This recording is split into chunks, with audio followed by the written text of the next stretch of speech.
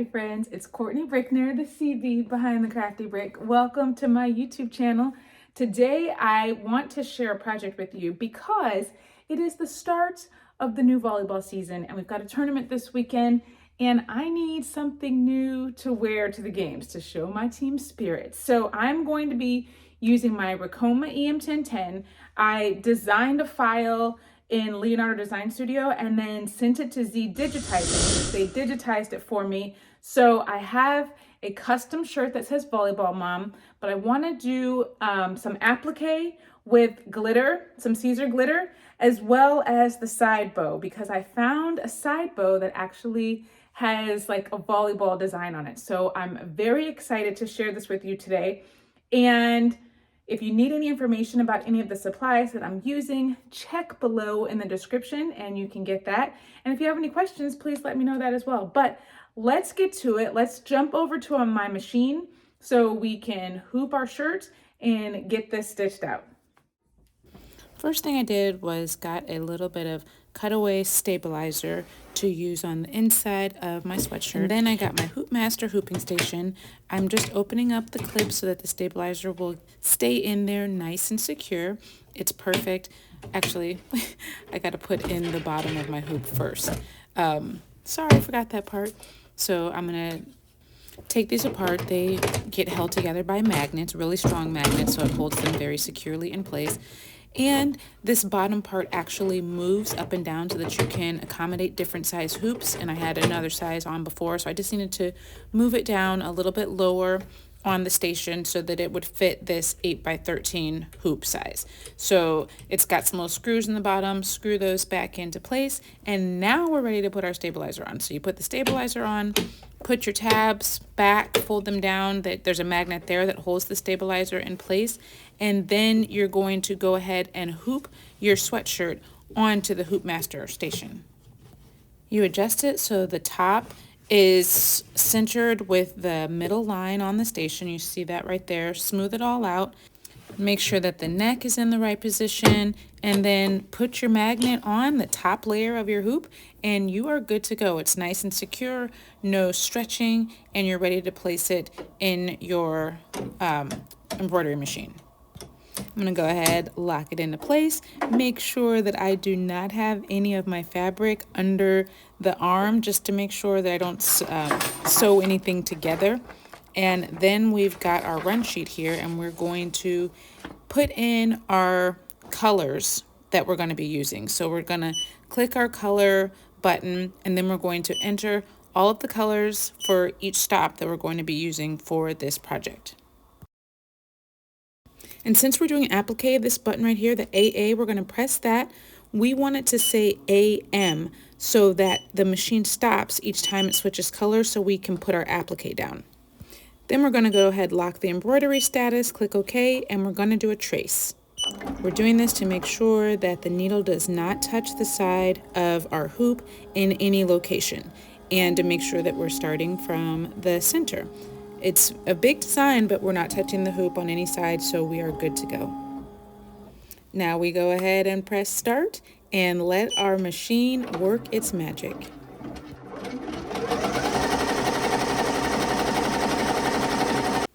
We're just stitching out our first placement stitch so we know where to layer applique down on the machine. We're going to be using some Caesar glitter vinyl.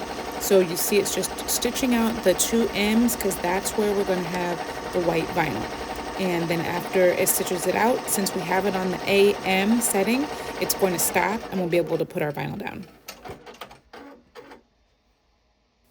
I just want to switch back to the control panel. We're going to click this little rectangle with the arrow going down so that our machine will like kick out the hoop so it's easier to work with when we place our vinyl in.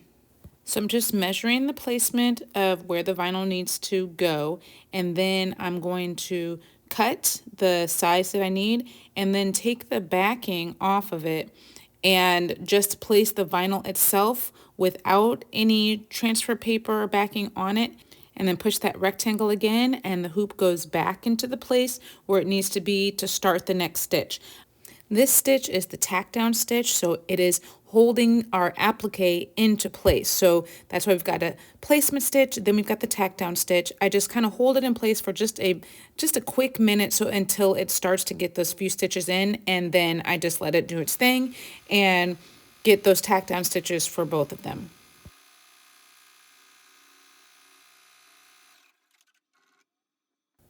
After the tack down stitches are completed, I push the rectangle again, bring them out.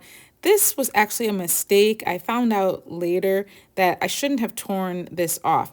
I ended up having some of the applique not being stitched down correctly. It was really hard to tear away this vinyl from the tack down stitch because there just wasn't enough there. So it was kind of tearing. It was hard to get in the middle of those letters and the little areas. It was just kind of a hot mess all around. And I'm definitely going to show you the difference between this way and peeling it off after you do your satin stitch later on in this video. So keep watching. Once I got both of the applique stitches done for the M's, then it was time to stitch out the middle heart.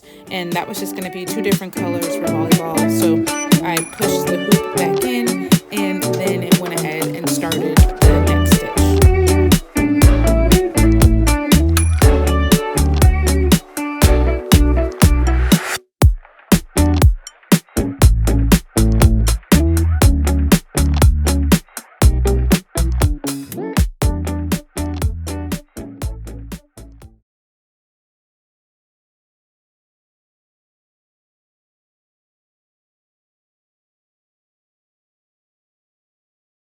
Now that I got all my stitching done on the front, I wanted to add a little side bow detail. So I went back to my hoop master, put down some more of the cutaway stabilizer, locked that into place, and then I'm going to be doing the side of my sweatshirt. So I'm using the side seam as a marking for that center line so I can get the center all lined up. And I'm not going to put it all the way down on the hoop because my bow that I'm putting on does not come all the way down to the bottom of the hoop. And I want it to be at the bottom of my sweatshirt. But I can't have the bottom of the sweatshirt at the bottom of the hoop. So I leave about 1 inch from the bottom of the sweatshirt and the hoop. But it's fine because the stabilizer is still there. So it's going to be fine. It doesn't shift when you put the top hoop on. So I get it all lined up. It's a little tricky just because the side seam shifts a little bit, but just make sure that you try not to move the hoop when you place it down. And then lift it up and you're ready to go back to your machine. Go ahead and put the hoop on my machine. I'm going to put it in from the bottom instead of from the top like I did with the sweatshirt. And then I need to enter my colors just like I did with the front of the sweatshirt. I need to enter them for the bow as well. And then for this bow, since I'm going to be doing from the bottom of the sweatshirt, I need to flip this F and flip it upside down so that it will actually stitch from the other end. I'm so sorry I did not show you exactly which F to push since my hand was in the way, but just make sure you flip the bow because this is a really important part of the process. Since my hand was completely in the way before, I just wanted to show you. So you've got the F's right there. Push that F, and then you're going to click this one that's flipped upside down right there, and then click OK. Then you'll see that your bow has turned upside down. So I just wanted to make sure that you saw that. The buttons are right there, and that can rotate your image all the way around. But for this project, we're just doing it, flipping it upside down. Now we're going to trace, and for this particular part, I'm trying to make sure that the bottom of my bow is going to the bottom of the sweatshirt. So I actually trace it a few times. I kind of use the arrows to shift the needle starting point up and down because I really want to make sure that it's touching the very bottom of the sweatshirt. If it's too high up, I just don't think it looks right. I want the tip of the bow to go all the way down to the bottom. So I just play around with this, trace it a few times, and get that position correct. I use the starting point with that center side seam to get the starting point, but then I use the trace and the arrows up and down to get where it actually needs to be ending at the bottom of that bow. And when I get the placement right, then I'm ready to go ahead and click start. And you can see by the starting stitch, I did a really good job getting it to the bottom of the sweatshirt. So it was really that trace feature that I just used quite a few times to make sure that placement was correct. Once again, I'm just doing my placement stitch to get the placement for where the vinyl needs to go when I put that on. So I remove the backing from the vinyl, place it in the position where it needs to be to cover all of the bow. I've done the rectangle, pushed out the hoop so that it was easier to work with, pushed it back in, and then I'm going to do the tack down stitch so that the vinyl is going to be in the right place. Alright, so this is the part of the video still before I realized that I shouldn't be tearing this vinyl off after my tack down stitch. It just is not the best idea. And I'm one more stitch or one more part of this project, and then you're going to see exactly what you should do.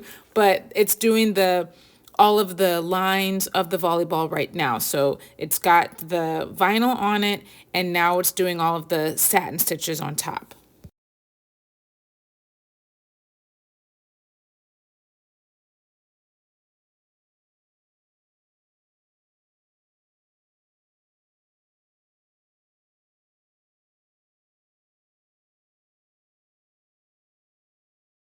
All right, I just had a thread break that I needed to fix, but I'm noticing, like, look, my glitter is starting to peel up there, and also on my M.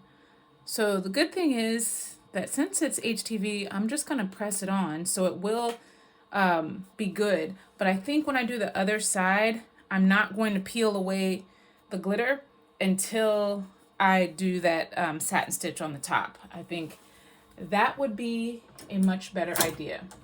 So I fixed my thread break. Now let's go ahead and finish this. We're gonna go back a few stitches and then press start again. All right, I finished this bow. It looks so good. So now I need to go and do the exact same process to the other side that I did to the first side. All right, so I just finished the other side of the bow, and I'm not gonna peel off the vinyl. I'm just gonna leave it on there, let all the stitching finish, and then I'll pull it off at the end.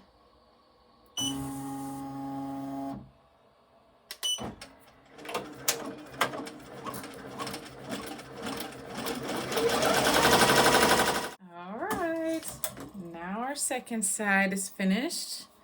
It looks so good. Let's go ahead and take our hoop off.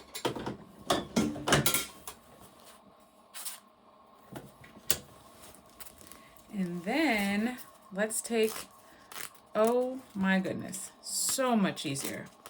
Yeah, for sure, wait until the end to tear it away because it just peels right off. And there's not any, it's not hard getting up in the middle sections. And then there won't be any pulling up of the HTV on the sides. So I need to iron this, press this on to fix that side seam there that's peeling up. Oh my gosh, I love it so much. So now we will get our scissors here, which are, oh, behind me.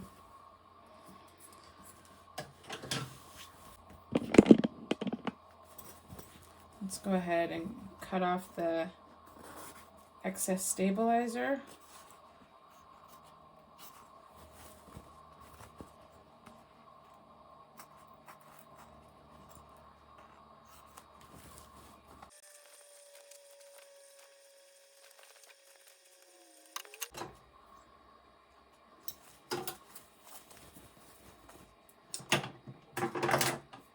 And then we're going to cut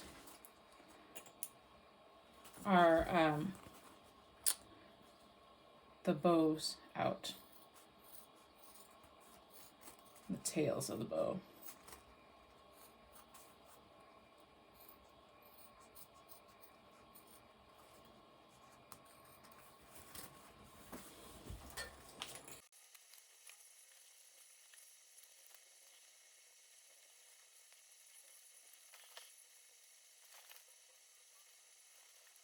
Hello, I'm ready for the volleyball tournament. Look at that side bow. It turned out so cute. And a little glitter. Never can go wrong with a little glitter. What do you think? Look how cute this is. And the side bow. I am obsessed with this side bow and just the heart with the volleyball design on it. I think it's really, really cute.